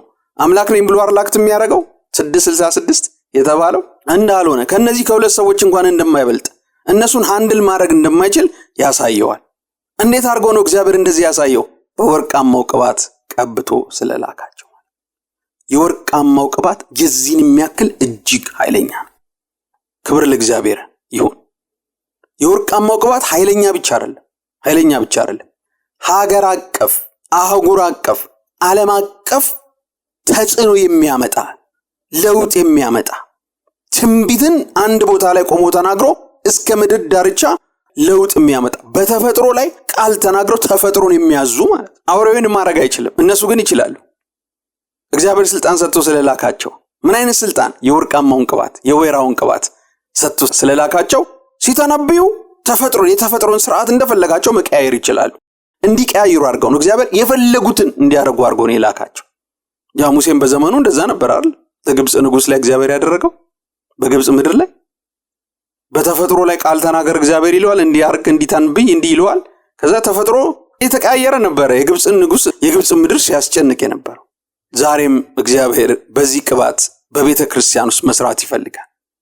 ደሞም ሰርቷል፣ እየሰራ ማለት መስራት ይፈልጋል። ከዚህም በላይ እግዚአብሔር በዚህ ዘመን ለቅዱስ ዓላማ፣ ለወንጌል ዓላማ የምስራቹን ከምድር ጫፍ እስከ ምድር ጫፍ ለማስፋፋት ለእግዚአብሔር ያልተማረኩትን ወደ እግዚአብሔር ቤት ያልመጡትን በጎነቱን በማሳየት በበጎነቱ ሳይድ ነው የሚገለጠው በዚህ ዘመን ይህ ወርቃማ ቅባት። ግን ደግሞ ለጠላትም እንደዛው ነው። በዚህ አሁን ባለንበት ዘመን ውስጥ ሰዎችን ይሙቱ ብለን በሰዎች ላይ ትንቢት አንናገር። ነገር ግን ከሰዎች ይሁን ከነገስታት ይሁን ከሆነ ሃይማኖት ጀርባ ያለ ይሁን ከሆነ ተቋም በስተጀርባ ይሁን የቤተ ክርስቲያንን ሥራ ለማስተጓጎል የወንጌሉን ሥራ ለማስተጓጎል ቅዱሳን በየቀኑ ለሚኖሩት ሕይወታቸው እንቅፋት የሚሆነውን ከነዚህ በስተጀርባ ያለውን የክፉ መንፈስ አለቃ ይሁን ገዢ ይሁን የርኩሳን መናፍስት ሰራዊት ይሁን ስልጣናት ይሁን ምንም ይሁን የሆነ ሀገር ገዢ ይሁን የአፍሪካ ገዢ ይሁን የዓለም ገዢ ይሁን ምንም አይነት ይሁን የትኛውም ትሪቶሪ ላይ ያለ የርኩስ መንፈስ ስልጣናትን በሙሉ እንዲህ አይነት ቅባት ካለ ዞርበል ማለት ይችላል። ማለት ብቻም ሳይሆን ብሎ ውጤት ያመጣል። ግዛት ያስለቀቃል፣ ምርኮኞችን ያስለቀቃል። ልቦናቸውን አጨልሞ የያዙትን ገዢ መናፍስቶች በማባረር ህዝቡን ነፃ አውጥቶ ወደ ክርስቶስ መንግስት ተክተልትለው እንዲመጡ ያደርጋል። እንዲህ አይነቱ ቅባት አገር አቀፍ ቅባት፣ ትልቅ ቅባት፣ ግለሰብ ቤተሰብ ምናምን ላይ ቢሽከረከር ቅባት አይደለም። የሆነች አጥቢያ ላይ ቢሽከረከር ቅባት አይደለም። ይሄ ቅባት ሀገር አቀፍ፣ ይሄ ቅባት አህጉር አቀፍ፣ ይሄ ቅባት ዓለም አቀፍ ለውጥ የሚያመጣ ነው። በዚህ ቅባት የተመሰረተች ቤተክርስቲያን፣ በዚህ ቅባት ስር ሆኖ አገልግሎቱን የጀመረ ቤተክርስቲያን የመሰረተ አገልጋይ፣ በዚህ ቅባት የሚያገለግል አገልጋይ የሚነካው በሙሉ ዘመን ተሻጋሪ፣ ሀገር ተሻጋሪ፣ አህጉር ተሻጋሪ ነው የሚሆነው። መላው ዓለምን ያጥለቀልቃል። ክብር ለእግዚአብሔር ይሁን። ኢየሱስ ክርስቶስ ጌታ ነው። እነዚህ ነቢያቶች የሙሴንም አገልግሎት ታውቃላችሁ፣ የኤልያስንም አገልግሎት ታውቃላችሁ። በአገልግሎታቸው ላይ ምን እንደሆነ ይኸውላችሁ በወርቃማ ቅባት በሁለቱም ላይ የሆነው ነገር በወርቃማ ቅባት ስትቀቡ ስራችሁ ሀገር አቀፍ ለውጥ የሚያመጣ አህጉር አቀፍ ለውጥ የሚያመጣ እንደገናም ደግሞ ዓለም አቀፍ ለውጥ የሚያመጣ ነው የሚሆነው። የቅባታችሁ ተጽዕኖ የሆነ ምድር ላይ ለውጥ የሚያመጣ ነው የሚሆነው።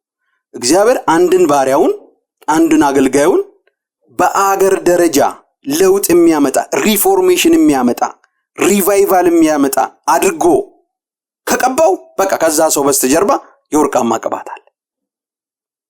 የወርቃማ ቅባት ያንን ለውጥ ነው የሚያመጣው። ሙሴ እንደዛ ነው በማህበረሰብ ደረጃ ለውጥ ያመጣ፣ በዓለም አቀፍ ደረጃ ለውጥ ያመጣ የሙሴ አገልግሎት። ሙሴ ምንድነው በአገልግሎት ያገለገለው ብትሉ አንድ ማህበረሰብን ከ2 ሚሊዮን የሚበልጥ ማህበረሰብን በግብጽ ምድር በባርነት ያለውን በማህበረሰብ ደረጃ ግለሰብ አይደለም ቤተሰብ አይደለም የሆኑ 2 3 4 ሰዎችን አይደለም ነፃ ያወጣው ማህበረሰብን ነው ያወጣው። ህዝብን ነው ከስራት ያወጣው። 400 ዓመት ከሚገዛበት እስራትና ጭቆና ባርነት የትንሽነት አመለካከት ነው ያወጣው። እግዚአብሔር ሲልከው ወይራ አርጎን ይላከው የወርቃማ ቅባት እንዲቀባ አርጎን ይላከው። ምክንያቱም እንዲህ አይነት ስራ የሚሰራው ሀገር አቀፍ ማህበረሰብ አቀፍ የሆነ ሰፊውን ህዝብ ነፃ የሚያወጣ ወደ በረከት የሚያመጣ እንዲህ አይነት ቅባት የወርቃማው ቅባት ስለሆነ ማለት። ክብር ለእግዚአብሔር። ኢየሱስ ክርስቶስ ጌታ ነው። ይኸውላችሁ በዚህ አይነት ቅባት የተቀቡ ቸርቾች አሉ። አንዳንድ ቤተክርስቲያኖች አንድ ሆነው ይጀመሩና ምን ይሆናሉ መሰላችሁ? 10 አጥቢያ ይሆናሉ አንድ ከተማ ውስጥ። ከከተማ ያልፉና ወደ ገጠሩ ይገባሉ። እያንዳንዱ ገጠር ውስጥ ይበዛሉ። ከዛ መላው አገሪቱን ኢትዮጵያን ያዳርሳሉ። ከዛ ይወጡና ደግሞ ምን ይሆናል መሰላችሁ? ከከተማው አልፈው ወደ ሌላ አህጉሮች ይሄዱ ይሰፋሉ። ኢትዮጵያ ውስጥ ብዙ ቤተክርስቲያኖች አሉ አይደል? ከ100 ዓመት በላይ ያስቆጠሩ ማለት ዝም ብለው እየጨመሩ የሚሄዱ ደግሞ ሌሎች አገልግሎቶች አሉ። በተለይ ብዙ ጊዜ በአንድ ግለሰብ የሚመሩ ቤተክርስቲያኖች ብዙ ጊዜ ኢትዮጵያ ውስጥ እኔ እንግዲህ በዘመኔ ባየሁት በዚህ በሚዲያ ስራይ ባሳለፍኳቸው ጊዜያቶች ውስጥ ያየሁት ነገር ምንድነው? እከሌ ተነሳ ተብሎ የጠፉ ብዙ አገልጋዮች አሉ። በቤተክርስቲያን ደረጃ የጠፉ አሉ። አንዳንዶቹ እንዲያውም አሉ ግን ደግሞ የሉም እንደሚባሉት አይነት ነገር እየቀነሱ ሄደዋል። በኢትዮጵያ ቤተክርስቲያን እድገት ውስጥ ካስተዋልኳቸው ነገሮች አንዱ ይሄን ደግሞ አሉ። አብያተ ክርስቲያናቶች የሆነ የዛሬ 100 አንዳንዶቹ 125 ዓመት የሆናቸው እድሜ ያሉ መካነ ኢየሱስ፣ ቃለ ሕይወት፣ መሰረተ ክርስቶስ፣ ባፕቲስት ምናምን የሚባሉ ቸርቾች አሉ ኢትዮጵያ ውስጥ። እነዚህ ቤተክርስቲያኖች አንዳንዶቹ ጅማሬ ከ125 ዓመት በፊት ነው። ግን ምን እንደሆነ ታውቃላችሁ? አንድ የሆነች ፖስታ ተጀምረው አሁን በመላው ኢትዮጵያ ተንሰራፍተው በሺህ የሚቆጠሩ አጥቢያዎች አላቸው። እሱ ብቻ አይደለም ድንበር ዘለሎ ነው በየዓለማቱ ኢትዮጵያኖች ባሉበት ቤተክርስቲያኖች አላቸው። እንዲህ አይነት ፍሬ የሚያመጡ ምን አይነት ቅባት ያለባቸው መንፈስ ቅዱስ በምን አይነት ደረጃ የሚሰራባቸው መሰላችሁ? በወርቃማ ቅባት ደረጃ የሚሰራባቸው። ለቤተክርስቲያን ተልእኮ ይሰጣል፣ ለግለሰቦችም እግዚአብሔር ይሄንን ቅባት ይሰጠዋል። ግን ይሄ ቅባት አላችሁ ማለት ወይም ይሄን ቅባት ተገናኛችሁት ማለት ስራችሁ ምንድነው የሚሆነው መሰላችሁ? አጥቢያ ተኮር ብቻ አይሆንም። ከአጥቢያው የዘለለ ይሆናል። በህዝብ ላይ ተጽዕኖ የሚያመጣ ነው። ከተማ ላይ ብቻ የሚወሰን አይደለም። አገር አቀፍ ይሆናል፣ አህጉር አቀፍ ይሆናል፣ ዓለም አቀፍ ፍሬን የሚያመጣ ይሆናል። ፍሬው የሚጀረገግ እየሰፋ የሚሄድ በጌታ በኢየሱስ ይህንን ቅባት እግዚአብሔር ሰጥቶ ቤተሰቦቻችሁን እንድትወርሱ ያርጋል። ይሄ ቅባት ተጽዕኖ እንደዛ ነው። ማህበረሰብ ላይ ነው፣ ህዝብ ላይ ነው ለውጥ የሚያመጣው። ቤተሰባችሁን ይወርሳል። እንዴት ይህንን ወርቃማ ቅባት እንደምንቀበል ነግራችኋል። ተጽዕኖን ቅባቱን የቅባቱን ፍሬ እንንገራችሁ ብዬ። ኢየሱስ ክርስቶስ ጌታ ነው። አንዳንድ አገልጋዮች ዋን ቱ ዋን ከአንዳንድ ሰው አጋንንት ያወጣሉ። ይሄ ለአማኝም የተሰጠ ስልጣን ነው። አንዳንዶች ግን ምንድነው መሰላችሁ? 1000 ሰው ቢሆን ከ1000 ሰው አጋንንትም በአንድ ቃል ወይም የተወሰኑ አረፍተ ነገሮች ተናግረው ነፃ ያወጣል። አንዳንድ ደግሞ አሉ በወርቃማ ቅባት የተቀቡ እነሱ ምድሪቷ ላይ ሲረግጡ በአካባቢው የሚገዛ ገዢ መንፈስ የሆነ ክፉ መንፈስ ሁሉ ከተማውን ወይ ለቆ ይሄዳል፣ አካባቢውን ለቆ ይሄዳል። ለምን? እነሱ ስለመጡ። ለምን? ተጽዕኖና ቅባታቸው አገር አቀፍ ስለሆነ፣ ምድር አቀፍ ስለሆነ፣ ዓለም አቀፍ ስለሆነ የነሱ መገኘት ባለበት የጌታ መገኘት ጉልበቱ በወርቃማ ሌቭል ስለሆነ ለውጥ የሚያመጡት እንደዛ የከተማ ገዢ መናፍስቶችን ነው የሚመጡት። እንደነዚህ አይነት ሰዎች በሆነ ጣዖት ስር ያለውን ገዢውን ይመጡትና ህዝቡን የሚያስለቀቁ ናቸው። አንድ ሰው ነፃ የሚያወጡ አይደሉ፣ ማህበረሰብ ነፃ የሚያወጡ ናቸው። ሙሴ እንደሱ አይደል ያለው? ማህበረሰብ ነው ከአጋንንት ስራት ነፃ ያወጣው። ከባርነት ነፃ ያወጣው። ይሄ ቅባት እንደዛ ነው የሚያደርገው። እግዚአብሔር በወርቃማ ቅባት ሲቀባችሁ ስራውን የጌታን ስራ ፍሬ የምታመጡት በሀገር አቀፍ ደረጃ በህዝብ ደረጃ ነው የምታመጡት። የሚሰፋ የሚበዛ የተንጀረገገ መሄድ የትኛውም ዘመን የማያስቆመው። ሙሴ እንኳን ሞቶ ያው ቀጥሏል እኮ ማህበረሰቡ። ለምን?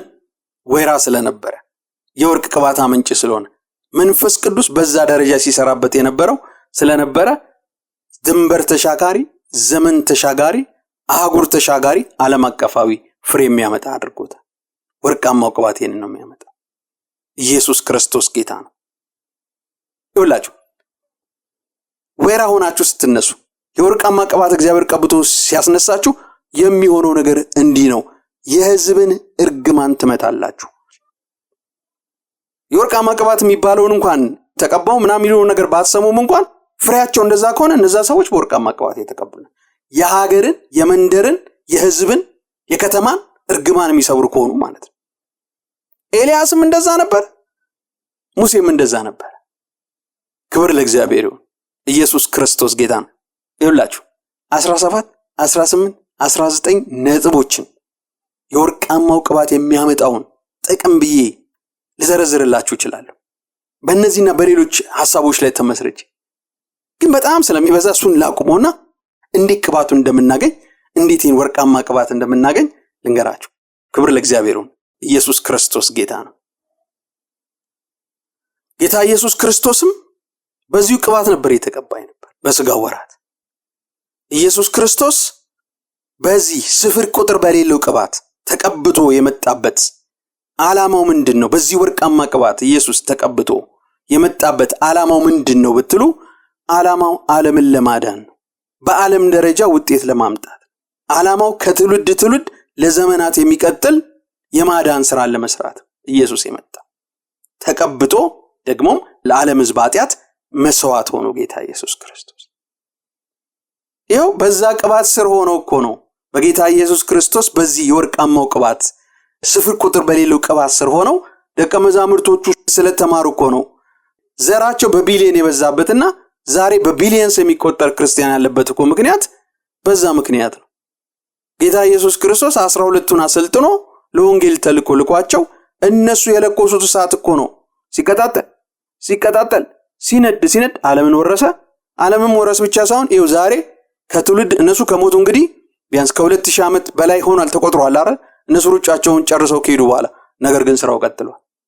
ለምን?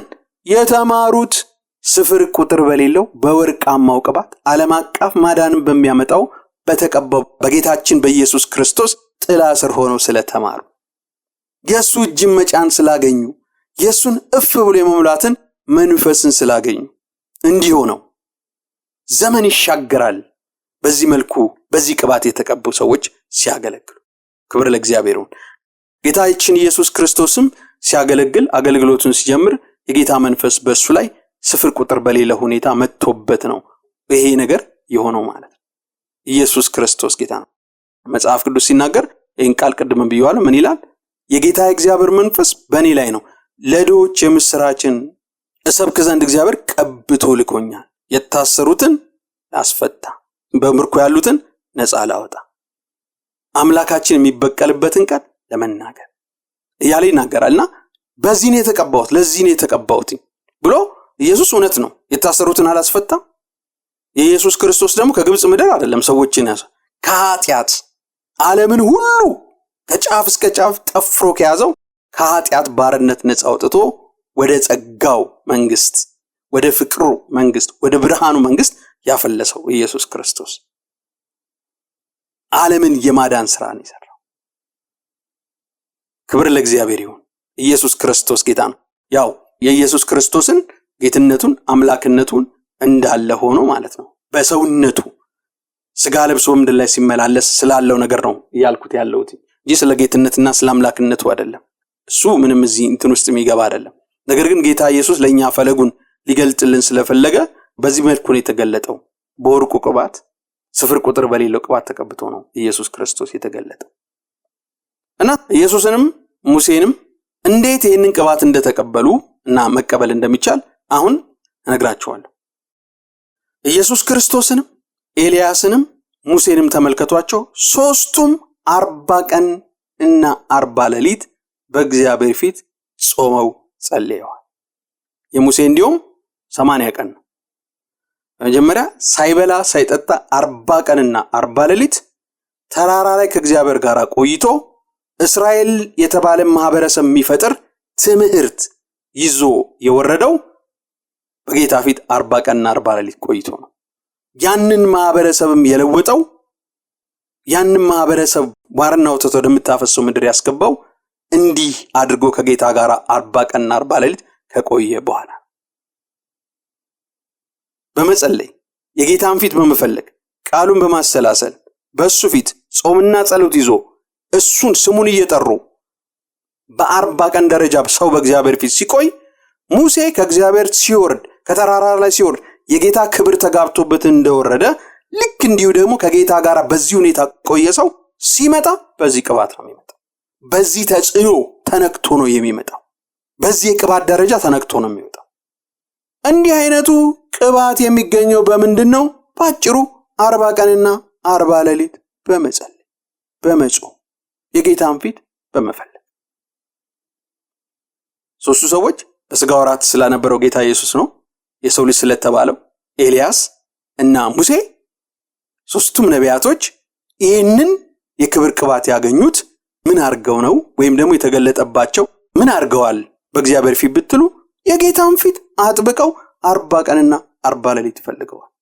በዓለም ላይ ረጅም ጊዜ ከ21 ቀን ጀምሮ በጌታ ፊት ጾምና ጸሎት ይዘው የጌታን ፊት አጥብቀው የፈለጉ በዚህ ዘመንም ያሉ ሰዎች አገልግሎታቸው ፍሬያቸው ክርስቶስን ከፍ አድርጎ በዓለም ደመና ላይ እንዲውለበለብ ያረጉ ሰዎች የክርስቶስ ስም ታላቅነቱ ጌትነቱ የእግዚአብሔር መልካምነት ቸርነት በምድር ሁሉ በዓለም ሁሉ ውጤት ያመጡ ሰዎች ረጅም ጊዜ በጌታ ፊት ጾምና ጸሎት የመያዝ ልምድ ያላቸው ሰዎች ናቸው።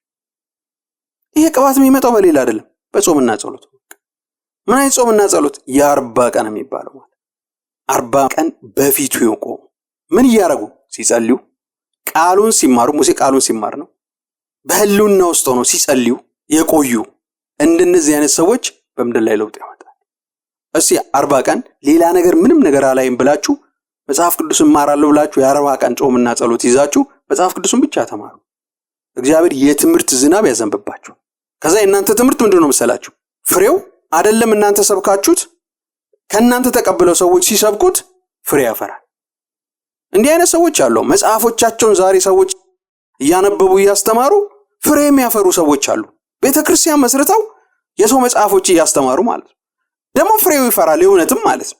ግን ምንድነው ምስር መሰረቱ ብትሉ የመጽሐፉ ጻፊዎች በእግዚአብሔር ፊት የመቆየት ልምድ ያላቸው በጾምና በጸሎት ነው። በጾምና በጸሎት በጌታ ፊት የመቆየት ልምድ ያላቸው ናቸው። ታሪካቸውን ብትመረምሩ እንደሱ ነው የምታገኙት።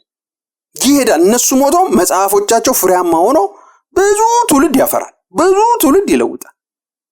በዚህ ቅባት የተቀቡ ሰዎች የጸለዩ ጸሎት ይሁን የነኩት ህዝብ ይሁን የነኩት መጽሐፍ ይሁን ምንም ይሁን በቃ ዘመን የሚሻገርና ፍሬው እስከ ምድር ዳርቻ ነው የሚየረገገው። እግዚአብሔር የሚየረገግ ነገርን በጌታ በኢየሱስ በእናንተና በቤተሰቦቻችሁ በቤተ ክርስቲያናችሁ በአገልግሎታችሁ ይውለድ። ኢየሱስ ክርስቶስ ጌታ ነው። ቅባቱን ለመቀበል ይሄ ነው በቃ አጥብቆ የጌታን ፊት መፈለግ። 40 ቀን የጾሙ ሰዎች መጽሐፍ ቅዱስ ላይ በቃ ይሄን ውጤት ነው ያመጡት። ፊቱን ሲፈልጉ የወርቃማ ቅባት ይፈሰባቸዋል። አንድ አለ ምንም ጥሪ ውስጥ የሌለ ግን በዚህ መልኩ እግዚአብሔርን ፊት ፈልጎ ለውጥ ያመጣ አንድ ሰው አለ። ብሉይ ኪዳን ላይ አዲስ ኪዳን ላይም ደግሞ አለ እንደዚህ አይነት ሰው። ብሉይ ኪዳን ላይ ያለው ነህምያ የሚባለው ሰው ነው። ነህምያ ስለ እስራኤል ቅጥር መፍረስ ከተማው መፍረስ ከምርኮኞች መካከል መጥቶ አንዱ ነገረው። በነገረው ነገር በጣም ልቡ ተነካ። ምድሬ እስራኤል የተወለድኩባት ህዝቤ ፈራርሶ አለ። ሸክም መጣበት። ከዛ ግን ይህን ሸክም ይዞ በእግዚአብሔር ፊት ጾመ ይላል። አያሌ ቀን ጾመ ብሎ ነው የሚናገረው። እሱ እንደውም ከ40 ቀን የሚያለፈ ነገር፣ ምክንያቱም በቁጥር አልተገለጸም። አያሌ ቀን በእግዚአብሔር ፊት በጾም ጸሎት እንደቆየ ይናገራል መጽሐፍ ቅዱስ። ነህምያ ምንድነው በመጨረሻ ያመጣው ውጤት ብትሉ የፈረሰችውን የወደቀችውን እስራኤልን አነሳ። ግንቧን ብቻ ሳይሆን በወደቀ በምርኮኛ ስነ ልቦና ውስጥ ያለውን ህዝብ ነፃ አውጥቶ ቀጥ ብሎ የሚቆም አደረገ። ቅጥሩንም ደግሞ ሰራ። ተግዳሮቶች ቢኖሩበትም ተግዳሮቶቹን ሁሉ ጥሶ ዓላማውን አሳካ። ይህን ከማረጉ በፊት ወደ ስራ ከመምጣቱ በፊት ምንድነው የሆነው ብትሉ አያሌ ቀን ይላል። ነህምያ ምዕራፍ 1 አንብቡት ከ1 እስከ 10 ባለው ቃል ውስጥ አያሌ ቀን በእግዚአብሔር ፊት በጾምና በጸሎት ቆየ። ንስሐ እየገባ የሕዝቡን ኃጢአት እየተናዘዘ ቆየ። ከዛ ከ40 ቀን በኋላ እግዚአብሔር ስራ መስራት ጀመረ በሱ። የነህምያ የአያሌ ቀን በእግዚአብሔር ፊት የመቆየት ነገር አሁን ባየነው ትምህርት መሰረት የወርቃማ ቅባት ነው የተቀባው። ምክንያቱም ውጤቱ ምንድነው ያመጣው ብትሉ ማህበረሰብን ይሰራው፣ ሀገርን ነው ያደሰው፣ ሀገርን ነው ከውድቀት ያነሳው። ሰፊ ስራ ካያችሁ በቃ ከዛ ቅባት በስተጀርባ ወርቃማ ቅባት አለ። ግን ይሄ ሰውዬ ካህን አይደለም፣ ነብይ አይደለም፣ አዋጊ ጀነራል አይደለም እንደ ኢያሱ፣ ወይም ደግሞ ንጉስ አይደለም። አንድ ተራ ጠጅ አሳላፊ ነው። እግዚአብሔር ግን ሰራበት። እንዲሰራበት በጌታ ፊት ነው የቆየው በጾምና በጸሎት። ለምን ያህል ጊዜ? 21 ቀን አይደለም፣ 40 ቀን አይደለም። መጽሐፍ ቅዱስ አያሌ ቀን ነው የሚለው። 6 ወር ጾሞ ይሁን አላውቅም፣ አመት ሙሉ ጾሞ ይሁን አላውቅም፣ በቀን አንዴ እየበላ ይሁን አላውቅም። ብቻ ግን አያሌ ቀን እንደ ጾመ ነው የሚናገረው። ቁጥር አልሰጠውም። የጾመበትን የጌታን ፊት የፈለገበትን። በጌታ ፊት እንዲህ የሚቆዩ ሰዎች በቃ ለዚህ ቅባት ነው የሚዳረጉት። በኢየሱስም እግዚአብሔር ለዚህ ቅባት ያድርጋችሁ። አሜን ነው። ኢየሱስ ክርስቶስ ጌታ ነው። አዲስ ኪዳን ላይም አሉ። ሐናንያ የሚባለውን ደቀ መዝሙር ብናነሳው በሐዋርያ ደረጃ ኃይል የሚገለጥበት፣ እንዲሁም ከሐዋርያ በሚበልጥ ሁኔታ የእግዚአብሔር ፓወር የሚገለጥበት ጌታ አፍ ለአፍ የሚያናግረው ሰው ነበር ነህምያ የሚባለው። ሐዋርያው ጳውሎስን የመሰለ ሰው በእጅ መጫን የወለደ ጌታ ኢየሱስ ክርስቶስን ሐዋርያው ጳውሎስ የተቀበለው በሱ እጅ ነው። የተጠመቀውም በሱ እጅ ነው። እጅ የተጫነለት በሱ እጅ ነው። ሐናንያ የሚባል ሰው። ይሄ ሰው ምንድነው ሰለ አይሁዶች ሁሉ የመሰከሩለት እንደ ሕጉም በጸሎት የሚተጋ ሐናንያ የሚባል አንድ ሰው ነበር ብሎ ይናገራል። ስለ ታሪኩ ሲናገር ጳውሎስ በአግሪጳ ፊት ቆሞ ሲናገር እንዴት እንደተለወጠ ሲናገር የተለወጥኩት ይሄ ሰው እጅ ጭኖልኝ ነው። ጌታ በአንጸባራቂ ብርሃን በደማስቆ መንገድ ተገናኘኝ። ከዛ በኋላ ወደዚህ ሰው ነው የላከኝ። ይሄ ሰው እጅ ጫነልኝ። በሱ ነው ወንጌል የተሰበከው፣ ጌታን የተቀበልኩትኝ። ከዛ ግን ውጤቱን የሐዋርያው ጳውሎስን ተመልከቱ። አሁን ስንሰብክ ዓለም ላይ ያለ ሰባኪ ሁሉ ሐዋርያው ጳውሎስ ሳይል አይውልም። ሐዋርያቶች በሙሉ እኔ መጽሐፍ የጻፉ ነው የሚመስለኝ፣ መልእክት የጻፉ ነው የሚመስለኝ። ግን የሐዋርያው ጳውሎስ ይበዛል። ለምን ብትሉ ሐዋርያው ጳውሎስ በወርቃማ ቅባት በተቀባ ሰው ጌታን ያወቀ፣ እሱም ብቻም ሳይሆን እሱም ራሱ እንደዚህ አይነት ትጋት የነበረው ሰው ስለሆነ የጌታን ፊት ሌትና ቀን የሚፈልግ ሰው ስለነበር በጾምና በጸሎት ከጌታ ጋር ቆይታ የሚያደርጉ ይሄ ነው። ስለዚህ በአጭሩ ቃል የመጀመሪያው ነጥብ ምንድነው? በወርቃማው ቅባት ለመቀባት የጌታን ፊት ረጅም ጊዜ መፈለግ ማለት ነው። ይሄን ነው የሚመስለው። ሁለተኛው ነገር ምንድነው? ቅባቱ የሚሰጠው ለትልቅ ዓላማ ነው። እንዲህ አይነቱን ቅባት ስትጠይቁ ስትፈልጉ ለእግዚአብሔር ዓላማ፣ ለቅዱስ ዓላማ፣ ለእግዚአብሔራዊ ምክንያት ብቻ ጠይቁ። ምናልባት ቅድም ባነሳሁት ነጥብ ላይ እኔ ዘሬ ቤተሰቤ እልፍ አላፋት ሆኖ እንዲበዛ እኔ ከሞትኩ በኋላ እንኳን እስከ ምድር ዳርቻ ድረስ ጌታ ኢየሱስ ክርስቶስ ከሚመጣ ከሌን ወለደ እየተባለ የክርስቶስን ዘር ቤተሰብ በእኔ ቤተሰብ ውስጥ እንዲነሳ ነው የሚፈልገው ብላችሁ ከዚህ ተነስታችሁ መጾም ትችላላችሁ። የጌታን ፊት ረጅም ጊዜ መፈለግ ትችላላችሁ። ወይ ደግሞ አይ እኔ ኦሬዲ ጌታን እያገለገልኩ ያለው ለአገልግሎት የተጠራው ፍሬንም በትንሹ ባለኝ ቅባት ያየው ግን ደግሞ ፍሬ ዓለም አቀፍ ተጽዕኖ እንዲያመጣ ፈልጋለሁ፣ እንዲያድግ ፈልጋለሁ የሚል ሞቲቭና ሐሳብ ይዛችሁ የጌታን ፊት የወርቃማውን ቅባት እንዲሰጣችሁ አጥብቃችሁ አብዝታችሁ የምትፈልጉ ከሆነ ይሰጣችኋል። ቅዱስ ዓላማ ሊኖረው ያስፈልጋል። ለምን? ቅባቱ ብዙ ዘርፈ ብዙ በረከት ስለሚያመጣ ለራስ ጥቅም ለማዋያ ወይም ቅባቱን ሐጃክ አድርጎ ለሌላ ዓላማ ለመጠቀም ከማሰብ ልብ ያልሆነ ሞቲቭ ካላችሁ እግዚአብሔር ቅባቱን ይሰጣችኋል። ምዕመኑ ነው አገልግሎት ጥሪ ውስጥ ኑሩ።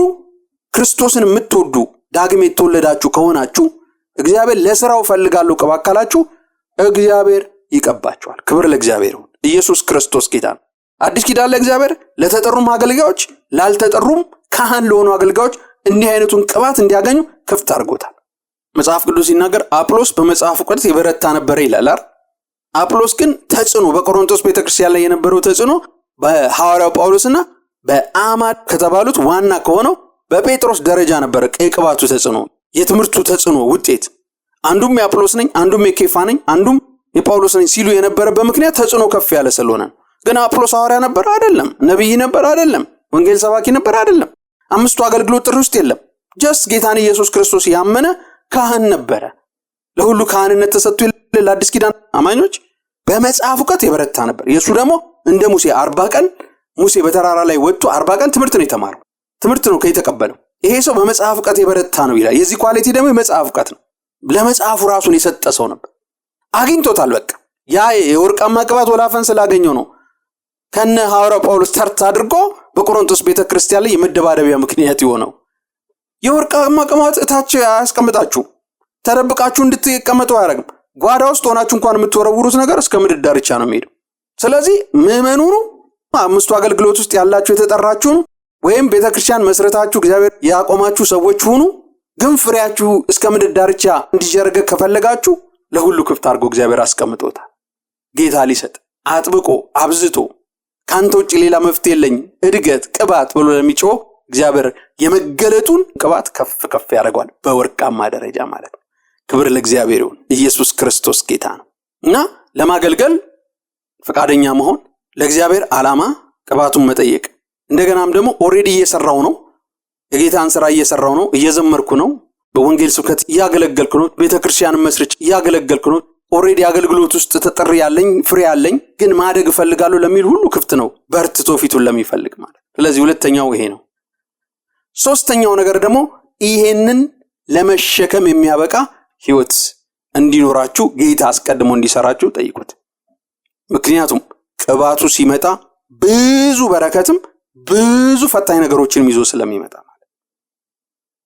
ያልተሰራ ማንነት ያለው ሰው እንዲህ አይነት የከበረ ዓለም አቀፍ ተጽዕኖ የሚያመጣ ፍሬ የሚያመጣ ግራቀኙ በበረከት የተሞላ የቅባት አይነት ስለሆነ ሰዎች ሳይሰሩ ይህንን ከተቀበሉት ይህንን ቅባት እግዚአብሔር ለማይከብርበት ነገር ለገዛ ክብራቸው ስለሚጠቀሙበት ቅባቱ ከሚያመጣው ክብር ይልቅ መሰናከያ ሆኖ ለፍርድም ሊሆንባቸው ስለሚችል ማለት እና ያልተሰራ ማንነት ካላችሁ ጌታው ስራኝ በሉት። ስራኝ፣ ለውጠኝ፣ ካራክተርን ሼፕ አፕ አድርገው ብላችሁ ተሰሩ። ክብር ለእግዚአብሔር ይሁን። ኢየሱስ ክርስቶስ ጌታ ነው። የተሰራ ሰው ህይወት የፍቅር ህይወት ያለው ሰው ነው። ማንንም የማይጎዳ ሰዎችን ለመርዳት ፍላጎት ያለው እንዲህ አይነት ሰው የፍቅር ሰው ነው። በዚህ ባህሪ የተሞላ ሰው ቅባቱን ለመሸከም ይችላል።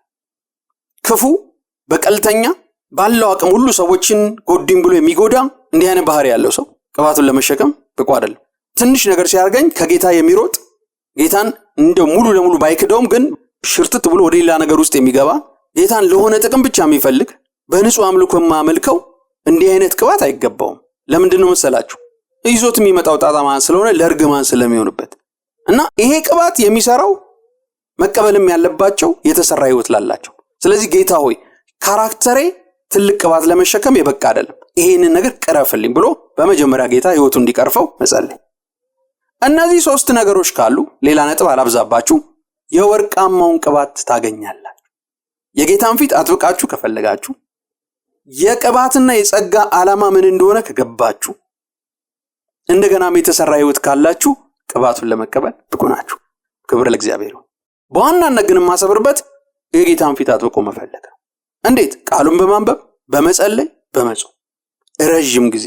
እንዲህ አይነት ልምድ ያላቸው ሰዎች አሁን ይህን እያረጋችሁ ያላችሁ ሰዎች አበረታታችኋለሁ። ቀጥሉ። የጌታን መገለጥ እስክታገኙ ፍሬዎችን ማየት እስከምትጀምሩ ድረስ ቀጥሉ።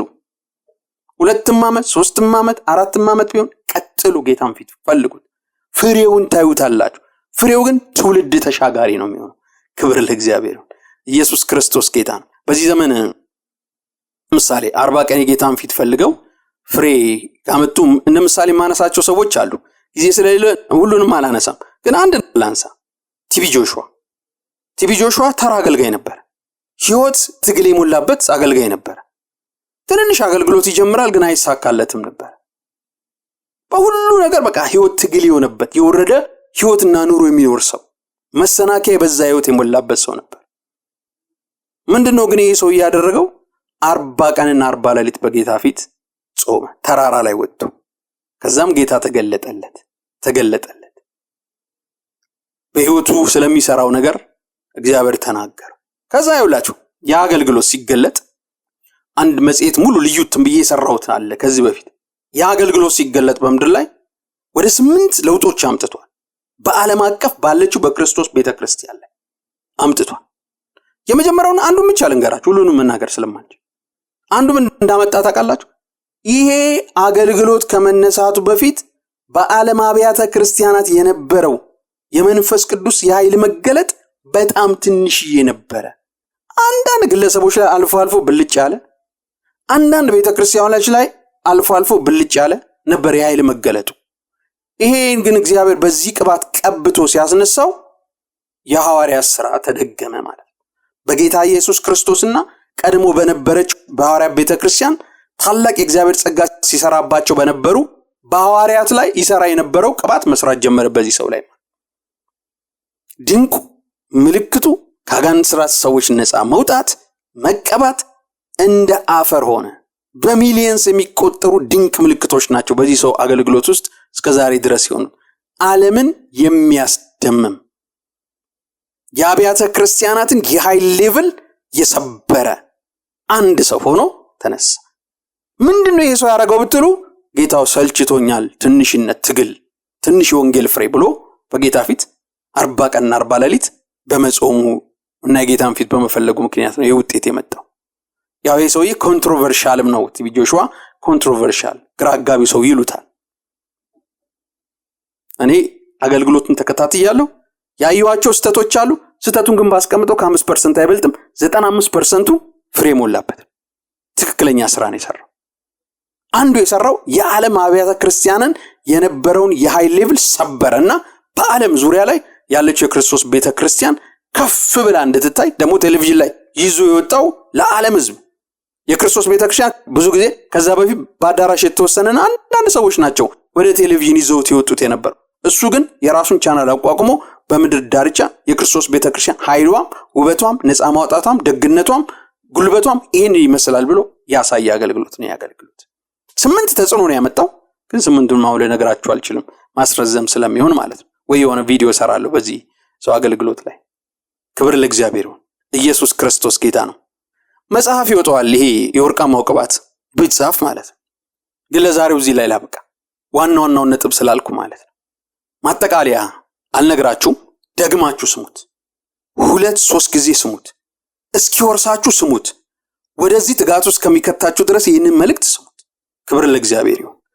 እግዚአብሔር አምላካችን በጌታ በኢየሱስ ክርስቶስ ለሁሉ ይህንን ለሚሰሙ ወንድሞች እህቶች ሁሉ እግዚአብሔር አምላክ በዚህ ደረጃ ጌታው ቅባታቸው ከፍ እንዲል የትጋትን መንፈስ፣ ፊትህን የመፈለግ መንፈስ፣ የመጾም ራስን የመግዛት መንፈስ እንድታበዛል በጌታ በኢየሱስ ስም ጸልያለሁ።